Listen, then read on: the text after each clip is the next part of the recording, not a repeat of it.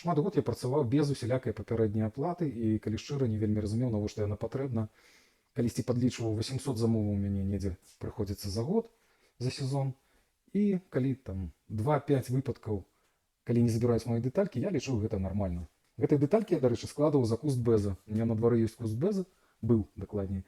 І вось туды, каб не калола вока, я іх туды зносіў, і там яны назапашваліся. Ну, цягам некалькі год я вырашыў ўсё ж такі зайти і паглядзець, што там за тым бэзам робіцца. Вось. І так крышачку засумаваў, таму што дэталек было шмат, я не ведаю, колькі гэта па грошай, там не падлічваў, так? Але пасля таго я пачаў назіраць за сабою такую акалічнасць, што я вельмі так пачаў з недаверам ставіцца да замоўцаў. Я не ведаю, давайте распавяду хутенька. Ёсць две такія канцэпцыі, некалі хтосьці мне распавядаў, ці недзе чуў, так? Я лічу, што так яно і ёсць. Ёсць две канцэпцыі падыхода да незнаёмых людзей. Ёсць такая заходняя канцэпцыя, калі намінальна ў вакууме ўсе людзі добрыя, так? Пакуль яны сваімі дзеяннямі там не дакажуць адваротнае. А ёсць такая постсавецкая канцэпцыя, калі наадварот, так? Усе людзі не вельмі добрыя, пакуль яны не дакажуць адваротнае, што яны добрыя. Дык вось, пасля таго бэзу я пачаў за сабой назіраць, што я пачынаю там прыглядацца да замоўцаў. Як яны гавараць, як яны замаўляюць. І мне гэта не вельмі спадабалася. Я маю на ўвазе свой стан.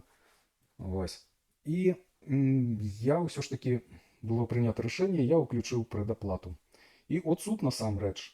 Па-першае, калі людзі замаўлялі нават там на вялікія грошы, да, ты бераш прэдаплату, я не знаю, 20, 30, 40, 50 беларускіх рублёў, то бок зусім невялікі адсотак. У 100% выпадкаў яны забіраюць свае дэталькі. І ўсё стала на свае месцы. Я ізноўку стаў працаваць у добрым гуморы, павярнулася моя заходняя канцэпцыя стаўлення да людзей, і я стаў ізноўку атрымліваць асалоду ад сваёй працы. Не для ўсіх замоўцаў я ўключаю насамрэч прэдаплату. Ну, звычайна, ёсць у меня там 10-15 чалавек, якія работаюць там вельмі шмат год.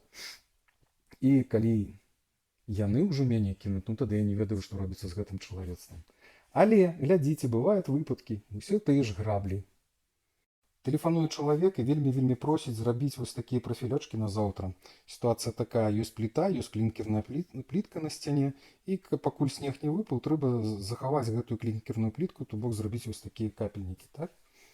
Здесь насамрэч немало.